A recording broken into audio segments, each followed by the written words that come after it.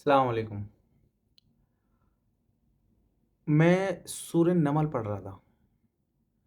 اچھا، اس میں حضرت سلیمان علیہ السلام کا ذکر آیا ہے۔ سورہ نمل، نمل کا مطلب ہے چینٹی، تو اللہ تعالیٰ نے سورت کا نام ہی چیٹیوں والی سورت رکھ دیا۔ اچھا، اس میں حضرت سلیمان علیہ السلام کا ذکر آیا۔ اب حضرت سلیمان علیہ السلام کون ہے؟ یہ حضرت داؤد علیہ السلام کے بیٹے ہیں۔ بنی اسرائیل کا ذکر ہے یہ پورا ایکچولی۔ تو بنی اسرائیل کو اللہ تعالیٰ نے کتنی نعمتوں سے نوازا ہے، اس میں سے یہ ایک نبی گزرے ہیں بہت طاقتور اور اتنی زبردست شخصیت کہ اللہ تعالیٰ نے ان کو اتنی زبردست طاقت دی ہوئی تھی کہ آج تک حضرت آدم علیہ السلام سے لے کر آج تک کسی کے پاس وہ طاقت نہیں تھی۔ اور طاقت کیا تھی کہ ان کے پاس جناتوں کو قابو میں کرنے کی طاقت تھی۔ یہ ہر چرند پرند کی لینگویج جانتے تھے، ہر کوئی ان کے تابع تھا۔ تو میں وہ سورت پڑھ رہا تھا، مجھے بہت مزہ آیا اس سورت کو پڑھنے میں۔ تو میں نے سوچا وہ قصہ ایٹ لیسٹ سنایا جائے۔ تو میں صرف ٹرانسلیشن سناؤں گا، عربی نہیں سناؤں گا۔ اس کا ریزن یہ ہے کہ ٹرانسلیشن سننے میں کم سے کم سمجھ میں آئے گا۔ عربی آپ اپنے آپ پڑھیے گا انشاءاللہ تعالیٰ، ٹھیک ہے؟ میں عربی میں نے پڑھی ہے، قرآن شریف کی بھی عربی پڑھی ہے، تو میرے کو اچھا لگا تو میں نے آپ کو سنانے کی میرا دل کرا، میں نے کہا چلو اپنے دوستوں کو بھی سنائی جائے یہ بات۔ تو سورہ نمل ہے قرآن شریف کی 27 سورت، اور جو سلیمان علیہ السلام کا پورا قصہ اس میں بیان ہے وہ ہے آیت نمبر 15 سے لے کر اور آیت نمبر، ایک منٹ میں آپ کو بتاتا ہوں، 44 تک۔ تو اب اس قصے کے اندر کیا ہے کہ سلیمان علیہ السلام پرندوں کی حاضری لے رہے ہیں۔ اس میں ہدہد نام کا جو پرندہ ہے وہ موجود نہیں ہوتا ہے، اور وہ ہدہد کا جو پرندہ ہے وہ ایک دوسری خبر لے کے آتا ہے۔ تو وہ پوری کی پوری اس کے اندر ڈیٹیل دی ہوئی ہے۔ چلیں میں آپ کو سناتا ہوں، بڑی اچھی کہانی بھی ہے، اور آپ یہ دیکھیں کہ اللہ تعالیٰ نے کیسے کیسے معجزات ہم سے پہلے ہمارے نبیوں کو دیے ہیں۔ بسم اللہ الرحمن الرحیم، اعوذ باللہ من الشیطان الرجیم، بسم اللہ الرحمن الرحیم۔ اور ہم نے حضرت داؤد اور حضرت سلیمان کو علم عطا کیا۔ انہوں نے کہا تمام تعریفیں اللہ تعالیٰ کے لیے ہیں، جس نے ہمیں اپنے بہت سے مومن بندوں پر فضیلت عطا فرمائی ہے۔ اچھا، حضرت سلیمان کو حضرت داؤد کی وراثت ملی کیونکہ یہ ان کے بیٹے تھے، اور انہوں نے کہا کہ اے لوگوں، ہمیں پرندوں کی بولی سکھائی گئی ہے اور ہمیں ہر ضرورت کی چیز عطا کی گئی ہے، یقیناً یہ اللہ تعالیٰ کا کھلا ہوا فضل ہے۔ تو وہ بڑے شکر گزار بندے تھے، اور سلیمان کے لیے ان کے سارے لشکر جمع کر دیے گئے جو جناتوں، انسانوں اور پرندوں پر مشتمل تھے، چنانچہ انہیں قابو میں رکھا جاتا تھا، یہاں تک کہ ایک دن جب یہ سب چیٹیوں کی وادی میں پہنچے۔ تو یہ اب یہ قصہ وہ آ رہا ہے جس کی وجہ سے یہ سورت کا نام سورہ نمل پڑا ہے۔ یہاں تک کہ ایک دن جب یہ سب چیٹیوں کی وادی میں پہنچے تو ایک چیٹی نے کہا، چیٹیوں اپنے گھروں میں گھس جاؤ، کہیں ایسا نہ ہو کہ سلیمان اور ان کا لشکر تمہیں پیس ڈالے اور تمہیں پتہ بھی نہ چلے۔ ان کی بات پر، چیٹیوں کی بات پر حضرت سلیمان مسکرا کر ہنسے اور کہنے لگے، میرے پروردگار، مجھے اس بات کا پابند بنا دیجئے کہ میں ان نعمتوں کا شکر ادا کروں جو آپ نے مجھے اور میرے ماں باپ کو عطا فرمائی ہے، اور وہ نیک عمل کروں جو آپ کو پسند ہو، اور اپنی رحمت سے مجھے اپنے نیک بندوں میں شامل کر لیجیے۔ اچھا، آپ یہ بات دیکھیں کہ کوئی بھی ایسا واقعہ ہو رہا ہے چھوٹے سے چھوٹا بھی، تو سلیمان علیہ السلام ہر بات میں اللہ تعالیٰ کا شکر ادا کر رہے ہیں. وہ چیٹیوں کی بات سن کے اس بات پہ ہنسے اور اس بات پہ اللہ تعالیٰ کا شکر ادا کیا کہ اللہ تعالیٰ تو نے مجھے اتنی زبردست طاقت عطا فرمائی، اس کے لیے میں آپ کا شکر ادا کرتا ہوں. اور انہوں نے ایک مرتبہ پرندوں کی حاضری لی. بھائی لیتے ہوں گے اس ٹائم پہ، کبھی جناتوں کی لیتے ہوں گے، کبھی انسانوں کی لیتے ہوں گے، کبھی کسی جانور کی لیتے ہوں گے. تو اس زمانے میں ہو سکتا ہے کہ پرندوں کا نمبر آیا ہو. حاضری لی تو کہا کیا بات ہے، مجھے ہدہد نظر نہیں آ رہا. ہدہد وہ چڑیا ہوتی ہے جس کی چونچ لمبی ہوتی ہے اور وہ جا کے اس میں پیڑوں میں اپنا گھونسلہ بناتی ہے. گھونسلہ نہیں، مطلب وہ اس میں چھید کر دیتی ہے اور اس میں جا کے رہتی ہے.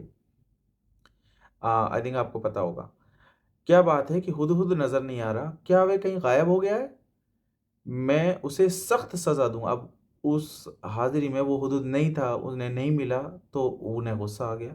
پھر بولے میں اسے بہت سخت سزا دوں گا یا اسے ذبح کر ڈالوں گا، ہاں مگر یہ ہے کہ میرے سامنے کوئی معقول وجہ پیش کرے تو میں اسے تبھی چھوڑوں گا جب کو اگر وہ یہ بتائے گا کہ ہاں میں اس وجہ سے غیر حاضر تھا.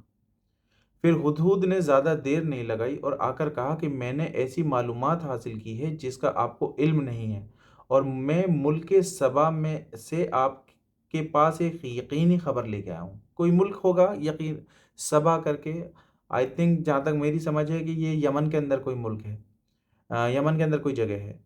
یقینی خبر لے کے آیا ہوں.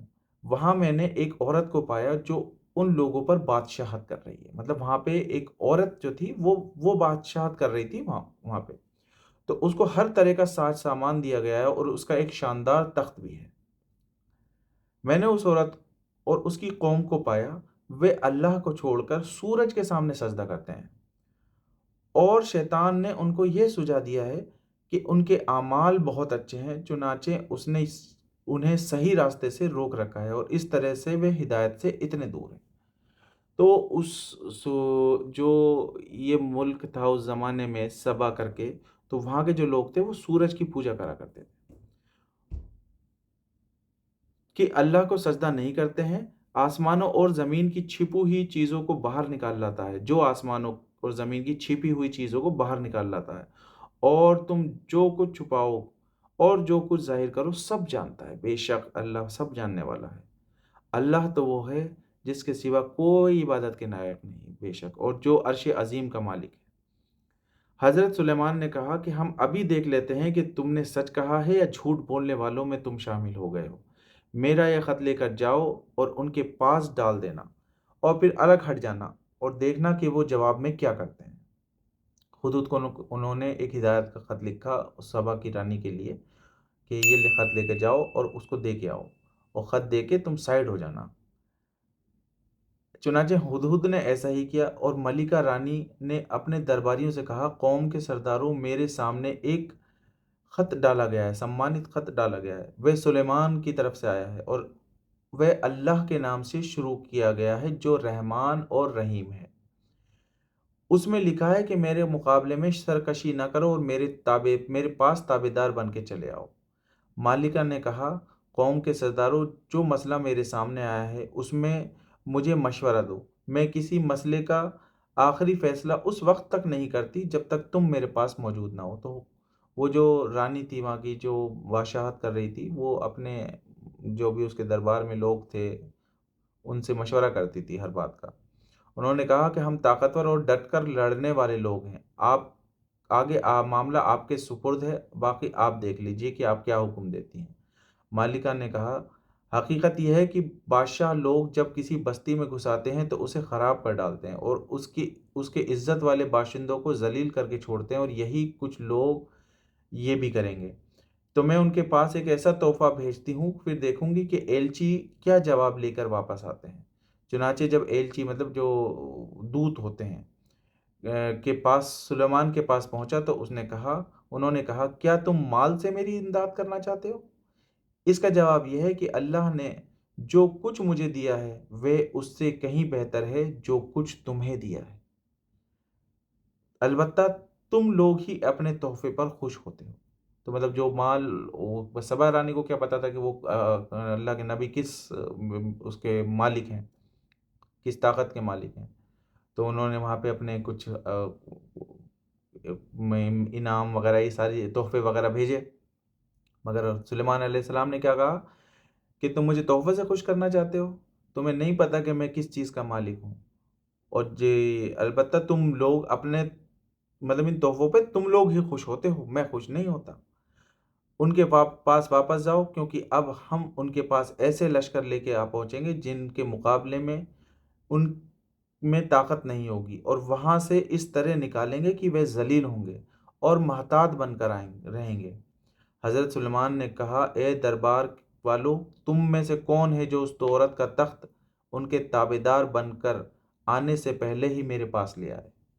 اب یہاں پہ حضرت سلیمان علیہ السلام اپنے دربار کے لوگوں سے کہہ رہے ہیں کہ جو جس تخت کے بارے میں خود نے حضرت سلیمان علیہ السلام کو بتایا تھا کہ ایک بہت ہی شاندار تخت ہے اس عورت کے پاس، تو انہوں نے اپنے دربار والوں سے کہا کہ بھائی میرے پاس مجھے وہ تخت چاہیے، اور تم میں سے کون لا سکتا ہے ان کے آنے سے پہلے یہ تخت؟ تو اس دربار میں ایک بہت طاقتور جن تھا، اس نے کہا کہ آپ اپنی جگہ سے بھی نہ اٹھے ہوں گے کہ میں اس سے پہلے ہی آپ کے پاس لے آؤں گا، اور یقین رکھیے کہ میں اس کام کی پوری طاقت رکھتا ہوں اور امانت دار بھی ہوں، یعنی کسی طرح کی خیانت نہیں کروں گا۔ جس کے پاس کتاب کا علم تھا وہ بول اٹھا۔ اب ان کے جنات کے ساتھ میں ایک انسان بھی تھا، وہ عالم تھا، اس کے پاس کتاب کا علم تھا، واللہ عالم کون سی کتاب کا علم تھا، کیونکہ اس ٹائم تک تو خالی توریت ہی اور زبور ہی نازل ہوئی تھی، اور اس کے علاوہ صحیفے بھی تھے، اب نہیں پتا کہ کس ٹائپ کا علم تھا، اللہ تعالیٰ نے دیا ہوگا اس کو کسی ٹائپ کا علم۔ وہ بول اٹھا کہ میں آپ کی آنکھ جھپکنے سے پہلے ہی آپ کے پاس لے آتا ہوں۔ چنانچہ جب حضرت سلیمان نے وہ تخت اپنے پاس رکھا ہوا دیکھا تو وہ کہا، میرے پروردگار کا فضل ہے تاکہ یہ مجھے آزمائے میں شکر کرتا ہوں یا ناشکری، اور جو کوئی شکر کرتا ہے وہ اپنے ہی فائدے کے لیے شکر کرتا ہے، اور اگر کوئی ناشکری کرتا ہے تو میرا پروردگار بے نیاز ہے اور کریم ہے۔ اب نوٹ کرنے والی بات یہاں پہ یہ ہے کہ وہ بندہ اپنے علم سے وہ تخت، بس یہ بات اس نے کہی اور کہتے کے ساتھ ہی وہ تخت حضرت سلیمان علیہ السلام کے پاس آ گیا، اور جیسے ہی حضرت سلیمان علیہ السلام نے اس تخت کو دیکھا تو اس بندے سے مخاطب نہیں ہوئے، وہ کس کا شکر ادا کرا؟ ایک دم اللہ تعالیٰ کا شکر ادا کرا۔ کتنی بڑی بات ہے یہ کہ وہ اس آدمی سے کہتے ہیں کہ بھائی تو نے تو کمال کر دیا، نہیں، اللہ تعالیٰ کا شکر ادا کرا کہ ہر کام کرنے والی ذات جو ہے وہ اللہ تعالیٰ ہے، وہ علم بھی اللہ تعالیٰ نے ہی تو دیا نا اس کو، تبھی تو وہ سارے کام کر اس نے وہ تخت لے کے آ پایا۔ اچھا، سلیمان نے اپنے خادموں سے کہا کہ اس ملکہ کے تخت کو ایک اجنبی بنا دو، دیکھیں کہ وہ اسے پہچانتی ہے یا وہ ان لوگوں میں سے ہے جو حقیقت تک نہیں پہنچتے۔ مطلب اب جب وہ ملکہ ان کے پاس آنے والی تھی تو حضرت سلیمان علیہ السلام نے اپنے درباریوں سے کہا کہ بھائی اس تخت کا حلیہ چینج کر دو، پھر ہم دیکھیں گے کہ وہ اپنے تخت کو پہچانے گی یا نہیں پہچانے گی۔ غرض جب وہ آئی تو اس سے پوچھا گیا کہ کیا تمہارا تخت ایسا ہی ہے؟ کہنے لگی، ایسا لگتا ہے کہ یہ تو بالکل وہی ہے، ہمیں تو اس سے پہلے آپ کی سچائی کا علم عطا ہو گیا تھا اور ہم سر جھکا چکے تھے۔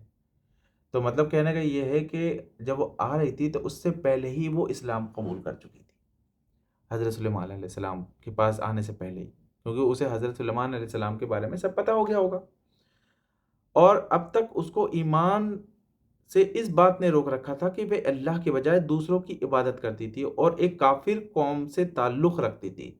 دوسری نوٹ کرنے والی بات یہ ہے کہ جن لوگوں کو اللہ تعالیٰ ہدایت دینا چاہتا ہے نا، وہ دے دیتا ہے۔ اچھا، یہاں پہ اس آیت کا مطلب جو مجھے سمجھ میں آ رہا ہے وہ یہ آ رہا ہے کہ اس کو ایمان لانے سے اس بات نے روکا تھا کہ وہ اللہ کی بجائے دوسروں کی عبادت کرتی تھی اور ایک کافر قوم سے تعلق رکھتی تھی، مطلب وہ کافروں میں پیدا ہوئی تھی، اس کے پاس اسلام کی دعوت نہیں پہنچی تھی، تو اس وجہ سے اب تک وہ کافر تھی۔ جیسے ہی اسلام کی دعوت اس کے پاس پہنچی، اللہ تعالیٰ نے اس کو ہدایت دے دی اور وہ مسلمان ہو گئی۔ اس سے کہا گیا کہ اس محل میں داخل ہو جاؤ۔ اس نے دیکھا تو یہ سمجھی کہ یہ پانی ہے، اس لیے اس نے اپنے پائنچے چڑھا کر اپنی پنڈلیاں کھول دیں اور حضرت سلیمان سے کہا کہ یہ تو محل ہے جو شیشوں کی وجہ سے شفاف نظر آ رہا ہے، صاف ستھرا نظر آ رہا ہے۔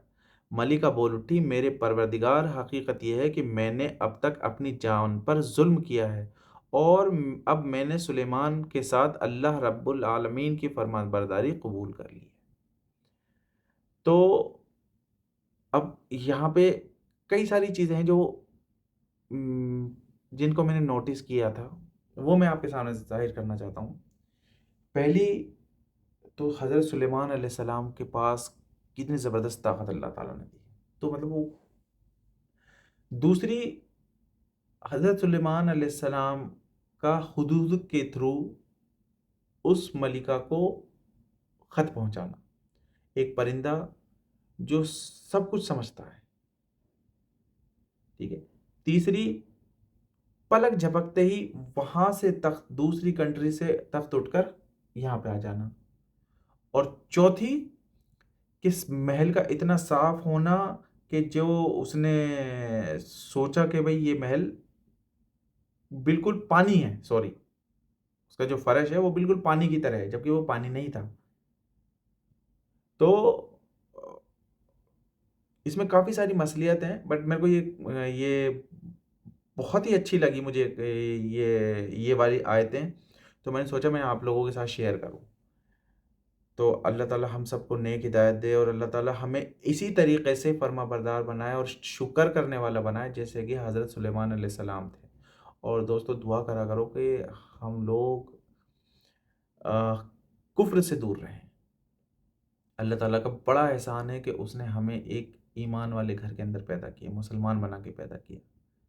تو اللہ تعالیٰ سے یہ بھی دعا کرا کرو کہ اللہ تعالیٰ ہمیں آپ نے مسلمان کے گھر میں پیدا کیا ہے، تو اب ہمیں مسلسل ایمان پہ رہنے والا بنائیے۔ انشاءاللہ تعالیٰ اسی طریقے سے میں قرآن کی آیتیں آپ کو سناتا رہوں گا، اور ایٹ لیسٹ قرآن کی نالج ہم سب کو ہونی چاہیے۔ چلیں، السلام علیکم ورحمۃ اللہ وبرکاتہ۔